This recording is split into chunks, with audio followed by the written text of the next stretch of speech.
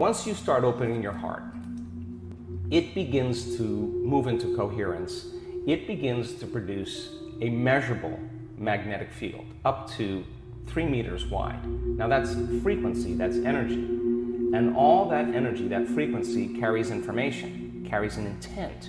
So then when you're feeling gratitude and your heart is open, you're broadcasting energy into the field. A frequency, you lay the intent of the thought of your health or your wealth, that frequency can carry the thought of your wealth. If you're suffering, suffering does not carry, that energy does not carry the thought of your wealth. It carries a different set of thoughts.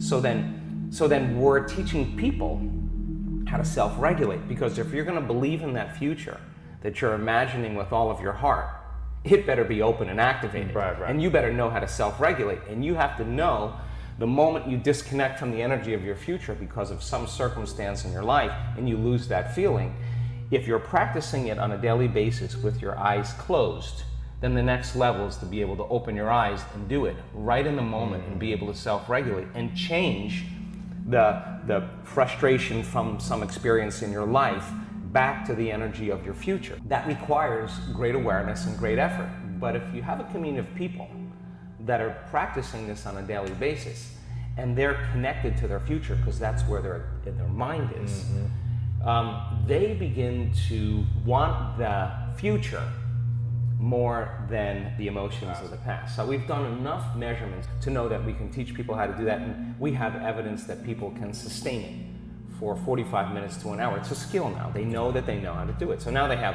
brain coherence and heart coherence. Well, once the heart begins to become orderly and coherent, it acts as an amplifier and it drives energy to the brain. So now the brain is getting more energy once the heart is open, and then you're thinking a different set of thoughts. And those thoughts produce different chemicals for you to feel more of that. And here comes nitric oxide from oxytocin, and then all of a sudden your heart literally starts to swell.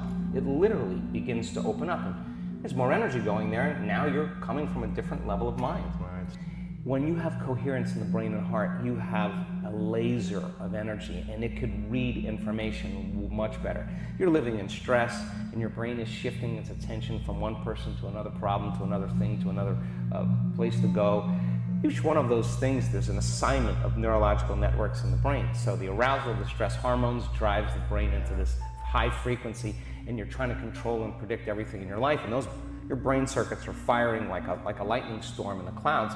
When your brain's incoherent, you're incoherent, and you don't have a signal. You don't have a Wi-Fi signal. You're not connected to the field.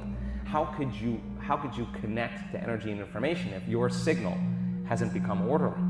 So that when people synchronize their energy into coherence, they can synchronize to a possibility in the future, and the synchronicities that are feedback from the environment are just a reflection of your energy. And that's the universe saying, follow the breadcrumbs, do it again, follow it again, do it again. And now all of a sudden the person's not waking up in the morning like, oh, I gotta meditate now to create my future. They're kind of going like, I'm getting out of bed because I don't want the magic to end, right? They want to sustain that state so that the old reality that they've lived in begins to transform into something new. And because there's no longer a vibrational match with everyone and everything in their past and present reality, there's a vibrational match to their future, and now their future is starting to give them signals. Thoughts, to me, produce an electrical charge in the quantum field, and feelings produce a magnetic charge in the quantum field. And how you think and how you feel broadcasts an electromagnetic signature that influences every single atom in your life. The thought sends the signal out. Now think about this.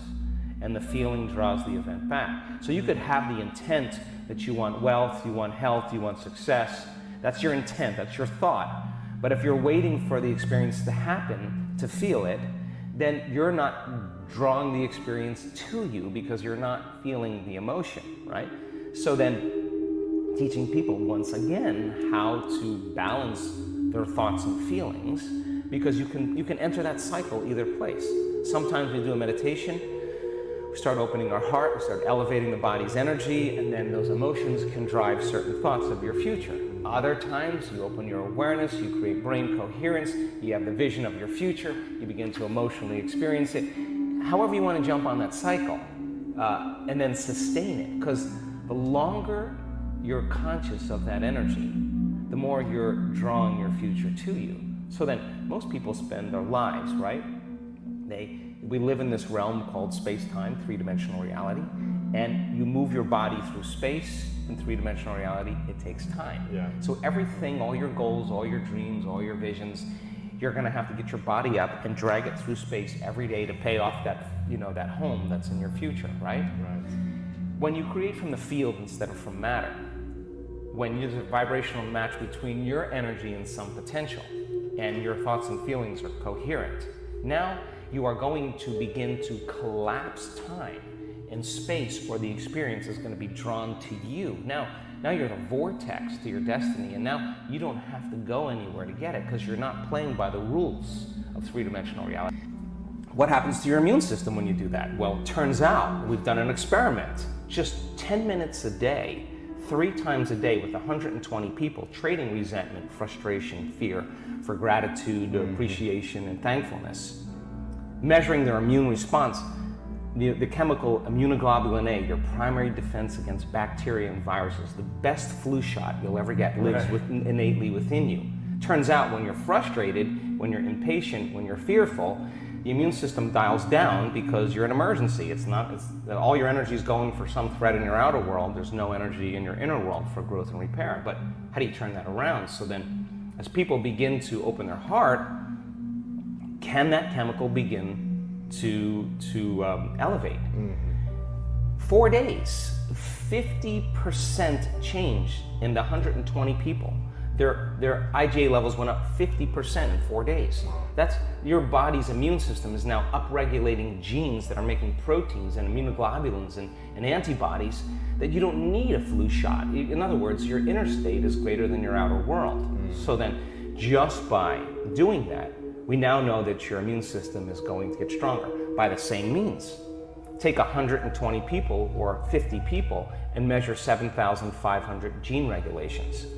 Okay? In 4 days, 2 genes that suppress cancer growth and tumors are activated and upregulated. The genes that stimulate stem cells to go to damaged tissues and repair them, upregulated. The gene for oxidative balance is upregulated. Anti-cancer, anti-aging, anti-heart disease, anti-stroke, anti-neurodegenerative, anti-inflammatory, antimicrobial. Just your body's naturally doing this.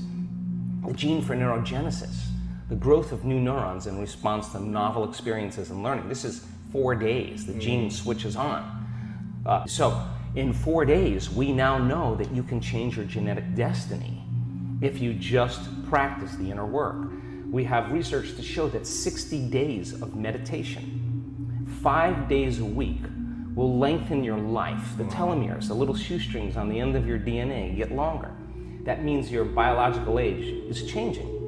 So we have the evidence now to show people what's possible. We have brain scans that are so outside of normal that when neuroscientists see them, they're blown away, because the amount of energy that's in the brain during this transcendental moment is hundreds of times outside of normal. Wow. I mean, you can't make your brain do that. Something is happening to you, and that person's having a transcendental moment. And we now know that we can predict it, and we now know that we can induce it.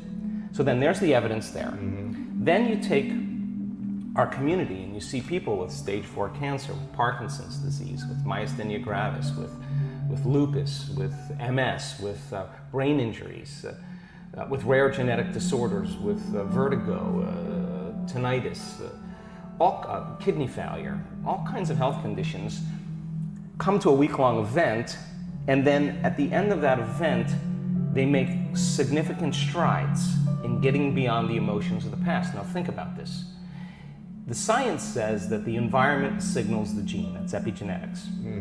The end product of an experience in the environment is an emotion. So as long as you're living by the same emotion every single day, you're signaling the same gene in the same way.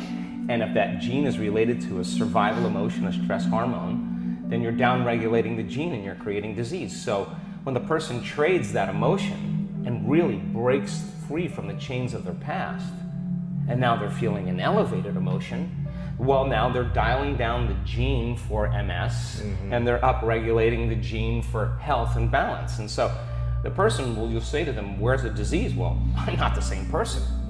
I'm not this, and the side effect of that is a transformation in healing. So the funny thing about it is the person who has the healing is not talking about the healing.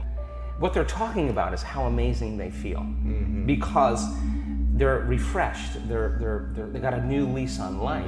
And so now we have evidence in our research, and that silences the critic to show that what's possible for people. And now we have evidence and testimony, that we have evidence where people will stand on the stage and say, hey, I broke my back in 3 places, I haven't been able to stand up straight, I came into this event hunched over, I couldn't lay down, now this guy's jumping around on the stage, he's laying on his back, he's touching his toes, he's you can tell, I mean, he's having his moment. We changed somebody. Someone with Parkinson's disease can't swallow, can't chew, can't blow her nose, can't stand up. One moment, the next thing you know, she's blowing her nose, chewing, swallowing. We changed her body, we changed her life, and we changed her future. And she doesn't look like a movie star, and she doesn't look like she's a vegetarian, and she doesn't look like she's buffed. She just looks like a normal person. Now the person in the audience who's watching that and looking at this person and seeing that they're no different than them, it just starts to cause them to think, if someone else can do it, I can do it. So you see the person with the stage 4 cancer that got the, the voodoo curse that they have 3 months to live. And now they have no evidence of cancer in their body. They're standing on the stage telling that story. And somebody in the audience is checking her out going, I have the same condition. And if she can do it, I'm going to step right in that footprint. I'm going to do it the way she did it. And all of a sudden, you start seeing this change in the community in a week-long event, because once there's a breakthrough, right? I mean, it's like a 4-minute mile. It's in the field, you know? But it's not only in the field, you're seeing evidence in 3-dimensional reality. And evidence is the loudest voice right now.